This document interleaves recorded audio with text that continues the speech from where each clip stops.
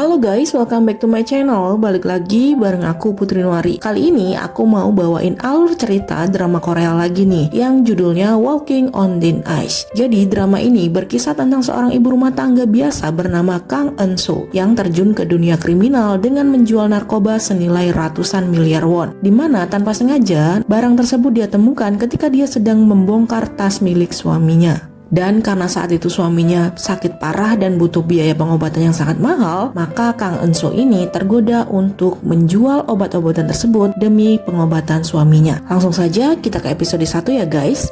Di awal film, kita diperlihatkan dengan sebuah pabrik pembuatan pil narkoboy yang akan diedarkan ke berbagai pelanggan mereka melalui para kurir yang sudah biasa mengantarkannya. Kabarnya, barang tersebut adalah barang baru yang efeknya lebih mantap dari barang biasanya. Kemudian scene berpindah ke sebuah keluarga yang tampaknya harmonis dengan satu anak perempuan remaja mereka. Sang ibu bernama Kang Eun-soo. Dia tampak sangat bahagia menjalani kehidupannya sebagai ibu rumah tangga biasa. Anaknya bernama Suah merupakan siswi SMP yang sangat patuh kepada sang ibu. Sedangkan ayahnya hanyalah seorang pegawai kantoran biasa dengan gaji yang pas-pasan. Namun meskipun hanya hidup pas-pasan, keluarga mereka tampak sangat harmonis.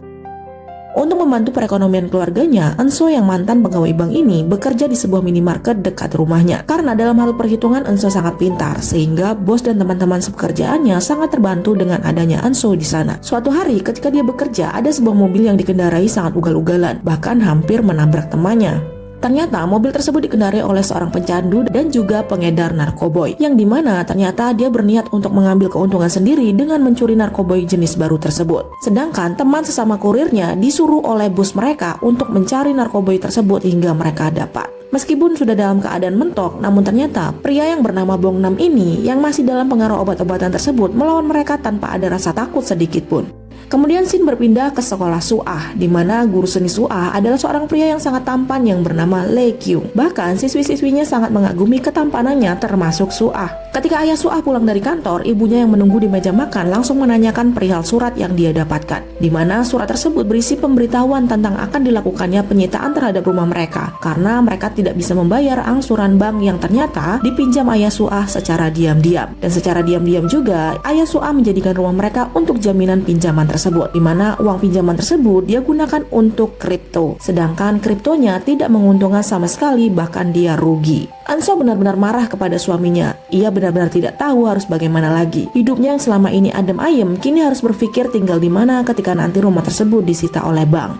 Pagi itu, Eun-soo menemukan suaminya tergeletak tak sadarkan diri di dapur. Kemudian dia lalu membawanya ke rumah sakit. Dan setelah dilakukan pemeriksaan, ternyata ayah Suah menderita kanker saluran pankreas yang sudah cukup parah, di mana operasi pun sepertinya akan sangat sulit. Dan ternyata ayah Suah sudah mengetahuinya sejak lama, namun dia sengaja merahasiakannya dari Suah dan juga Eun-soo karena biaya pengobatannya yang sangat mahal. Karena keadaannya yang semakin memburuk, dokter menyarankan agar ayah Suah dirawat di rumah sakit dengan perawatan yang cukup insentif. Namun memang biayanya cukup mahal untuk perawatan tersebut karena tidak ditanggung oleh asuransi. Dunia Eun-soo benar-benar seperti runtuh malam itu. Di satu sisi ia harus segera mencari uang untuk pengobatan suaminya, namun di sisi lain dia bingung harus mencari uang kemana. Ia mencoba mencari pinjaman kemana-mana, namun tetap saja belum bisa mencukupi untuk biaya pengobatan suaminya yang cukup mahal tersebut. Di saat yang bersamaan pula, pihak bank datang untuk menyegel barang-barang yang ada di rumahnya. Eun-soo dan Suah hanya bisa terdiam melihat semua itu. Scene berpindah ke sang pengedar si Bong Nam tadi. Ketika dia bersembunyi di sebuah hotel, tiba-tiba keberadaannya diketahui oleh polisi yang sudah mengincarnya, di mana polisi tersebut menyamar menjadi seorang pengantar makanan. Dia yang masih dalam pengaruh obat-obatan melawan para polisi tanpa rasa takut. Bahkan dia terjun dari atas jendela dengan membawa tas berisi narkoboy tersebut. Dan terjadilah aksi kejar-kejaran antara polisi dan juga Bong Nam. Para polisi sangat kerepotan dengan tingkah lakunya yang benar-benar di luar kendali. Sampai akhirnya dia berhasil bersembunyi di sebuah rumah yang kebetulan itu adalah rumah Eun-soo. Bong Nam yang melihat adanya Eun-soo di dalam rumah tersebut, diam-diam ia ingin menusuk Eun-soo dari belakang. Untungnya belum sempat dia menikam Eun-soo, bel rumah Eun-soo berbunyi. Eun-soo keluar untuk menemui orang tersebut, yang ternyata itu adalah detektif yang sedang mencari keberadaan si Bong Nam. Dan pada kesempatan itulah Bong Nam diam-diam kabur dari rumah Eun-soo. Namun meskipun dia menyamar, sang detektif tetap mengenalnya. Mereka kembali mengejar Bong Nam, namun apesnya ketika akan melompat, kaki Bong Nam tersangkut sebuah kabel dan membuatnya jatuh dari atap rumah dan membuatnya tewas seketika.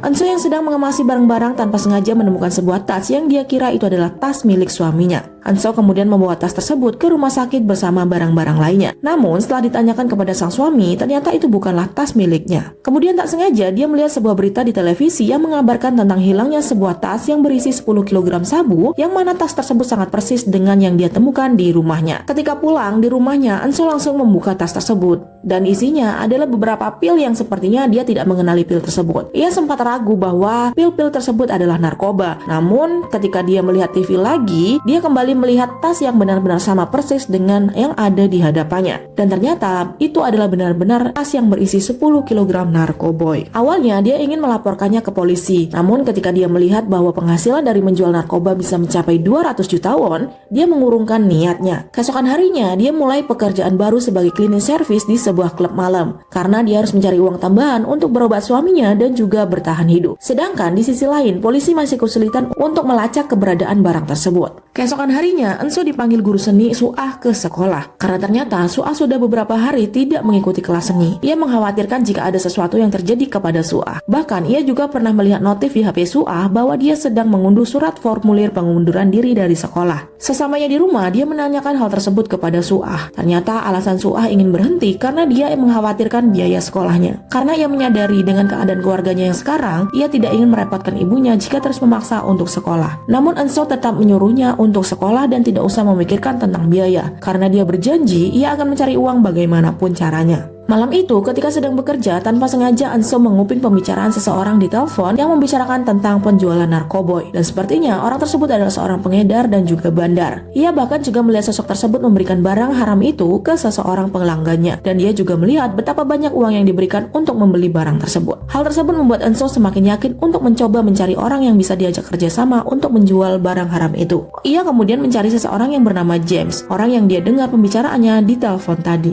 Setelah pulang kerja, Enso pergi mengunjungi suaminya di rumah sakit. Namun suaminya tidak ada di kamar. Kemudian dia mendapat telepon dan langsung berlari ke arah atap. Ternyata di sana dia melihat suaminya sedang duduk di pinggir atap. Semua orang yang ada di sana tidak berani mendekatinya. Suaminya seperti orang yang sangat putus asa. Enso kemudian mencoba berbicara kepada suaminya. Suaminya mengatakan bahwa di dalam terlalu sesak sehingga ia ingin duduk di sana. Dia juga mengatakan bahwa dia menyesal karena tidak bisa membuat Enso dan Suah bahagia. Dan ia juga tidak ingin menjadi beban lagi untuk mereka, karena mereka layak untuk mendapatkan kebahagiaan tanpa dirinya. 있잖아, 후회. 당신이랑 결혼한 거 나만 아니었으면 당신 좀 더 편하게 살았을 텐데, 더 행복했을 텐데.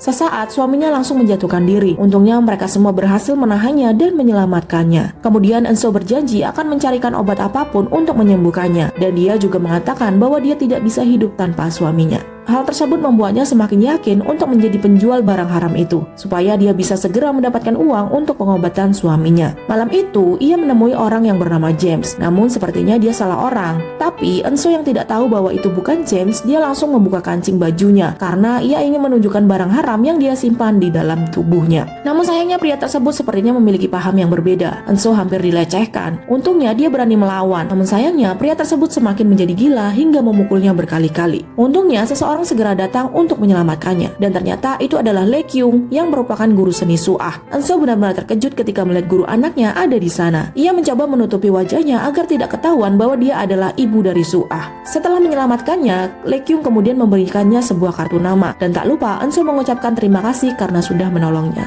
Ketika melihat kartu namanya, Enso tambah terkejut karena ternyata kartu nama tersebut bernama James, di mana James adalah orang yang dia cari. Diam-diam dia mengikuti James dari belakang.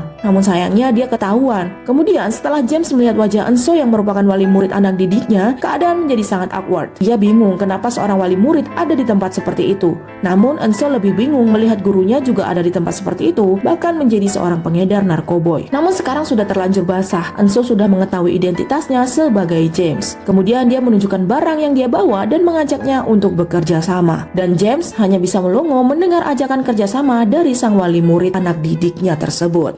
Melihat Enso yang sepertinya sangat putus asa, James akhirnya membawanya ke rumahnya. Di rumahnya, ia mengecek tentang keaslian barang tersebut. Dan setelah dicek, ia benar-benar kagum karena ternyata barang tersebut benar-benar istimewa. Kandungannya benar-benar berbeda dengan barang yang dia jual selama ini.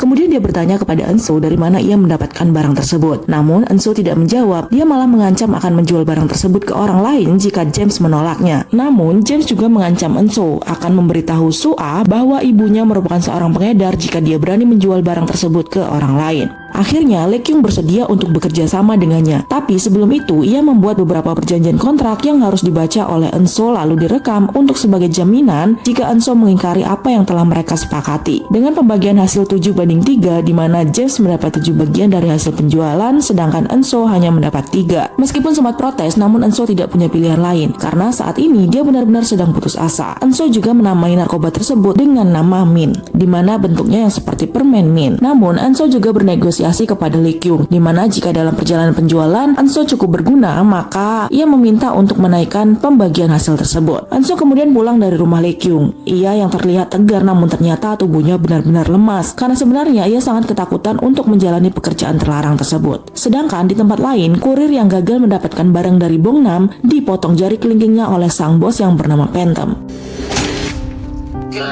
Karena dia benar-benar marah harus kehilangan barang berharganya tersebut. Dia juga tidak mau tahu bagaimanapun caranya dia memintanya untuk mendapatkan barang itu. Karena jika tidak, dia akan memotong seluruh tangannya lain kali. Target pasar Lee Kyung benar-benar bukan orang sembarangan. Ia mengincar para artis dan juga para CEO muda yang sangat tergila-gila dengan narkoboy. Setelah membaca berita, ia mulai curiga bahwa barang yang dibawa Enso adalah barang panas yang sedang dalam pencarian polisi dan dia harus hati-hati untuk mengedarkannya. Malam itu, seperti biasa, James datang ke sebuah klub yang bernama Medusa, di mana klub tersebut berisi para tamu-tamu VIP yang jelas akan membuatnya mendapat uang banyak jika dia menjual barang tersebut kepada mereka. Dan di sanalah dia bertemu target incarannya yang bernama Kang Wirim, seorang pria 29 tahun yang merupakan seorang CEO perusahaan besar. Malam itu mereka berkumpul karena sedang ada pesta ulang tahun salah satu wanita yang ada di sana yang bernama Mimi. James jugalah yang telah mempersiapkan pesta tersebut untuk mereka. Kemudian dia membawakan sebuah hadiah untuk mereka. Hadiah seperti sebuah permen yang dibungkus oleh kertas warna-warni. Dan ketika dibuka, itu adalah narkoboy milik Enso sebelumnya. Tak perlu lama, mereka langsung mencampurkan barang tersebut ke minuman. Dan setelah mengkonsumsinya, efeknya benar-benar menjadi gila dan tak terkendali. Enso yang melihat kejadian tersebut dari jauh benar-benar lemas. Ia tak percaya efek obat yang dia jual akan semengerikan itu.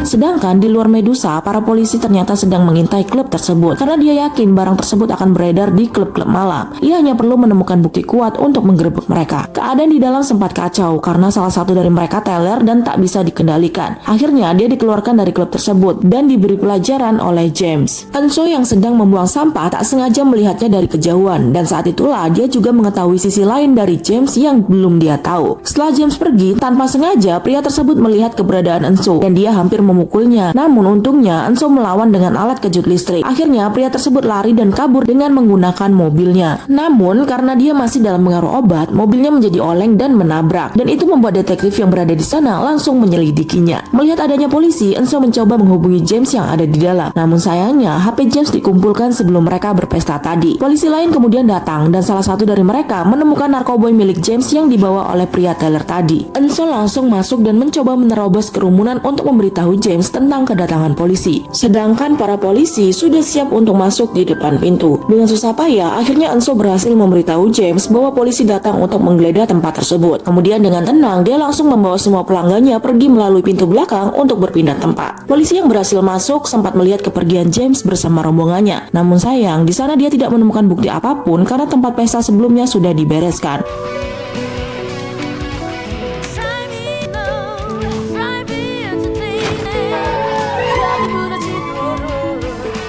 Ternyata Enso benar-benar berguna dalam pelarian mereka, sehingga itu benar-benar membuat James dan yang lain lolos dari kejaran polisi. Setelah pulang, mereka menghitung semua uang-uang yang mereka dapatkan malam itu. Hanya dalam waktu semalam, mereka bisa mendapatkan uang dalam jumlah yang sangat besar. Kemudian James memintanya untuk meletakkan semua barangnya di rumahnya saja. Namun Enso masih mempertimbangkannya, karena dia belum sepenuhnya percaya kepada James. Setelah mendapatkan uang, ia kemudian pergi untuk pulang. Sedangkan James masih mencoba terus untuk menghubungi anak buah kurirnya, yang sulit untuk dihubungi. Enso kembali menghitung uang tersebut sambil menangis. Ia benar-benar tak percaya dia bisa mendapatkan uang 5 juta won hanya dalam satu malam. Keesokan harinya, James menemui sang kurir yang ternyata itu adalah anak buah Phantom sebelumnya. Mereka bertemu satu sama lain tanpa mengetahui wajah mereka masing-masing. Kurir tersebut kemudian memberikan sebuah barang contoh yang mereka cari, dan betapa terkejutnya James ketika melihat barang tersebut benar-benar sama persis dengan barang milik Enso. Namun James belum mengatakan bahwa dia memiliki barang tersebut. Di tempat lain, Enso langsung mulai mencicil biaya rumah sakit suaminya agar suaminya bisa mendapatkan pengobatan lanjutan meskipun uang tersebut belum cukup sepenuhnya. Sesampainya di rumah, James kemudian menguji kembali barang yang diberikan sang kurir. Dia membandingkannya dengan barang milik Enso, dan ternyata itu benar-benar sama. Dan disitulah dia sadar bahwa Enso menjual barang milik Phantom yang hilang, di mana barang-barang tersebut benar-benar sedang dicari oleh polisi dan juga anak buah Phantom. Keesokan harinya, Sua masuk sekolah seperti biasa di kelas Lekyung, di mana hari itu semua peralatan melukisnya benar-benar baru semua, dan barang-barang tersebut merupakan barang yang cukup bermerek dengan harga yang cukup mahal, sehingga teman-temannya mulai tertarik kepadanya. Dan dia juga mengatakan bahwa ibunya lah yang telah membelikan itu semua. Lekyung yang memperhatikannya hanya bisa tersenyum melihatnya. Di sisi lain, Enso kembali bekerja seperti biasa di minimarket, dan ternyata kurir yang mencari barang tersebut juga bekerja bersama Enso di minimarket tersebut, di mana mereka benar-benar cukup dekat. Enso juga cukup perhatian kepadanya karena dia merasa kasihan karena kehidupannya yang cukup menderita. Namun dia tidak tahu bahwa barang yang dia jual adalah barang milik bosnya, dan itu juga yang membuatnya hampir kehilangan jarinya.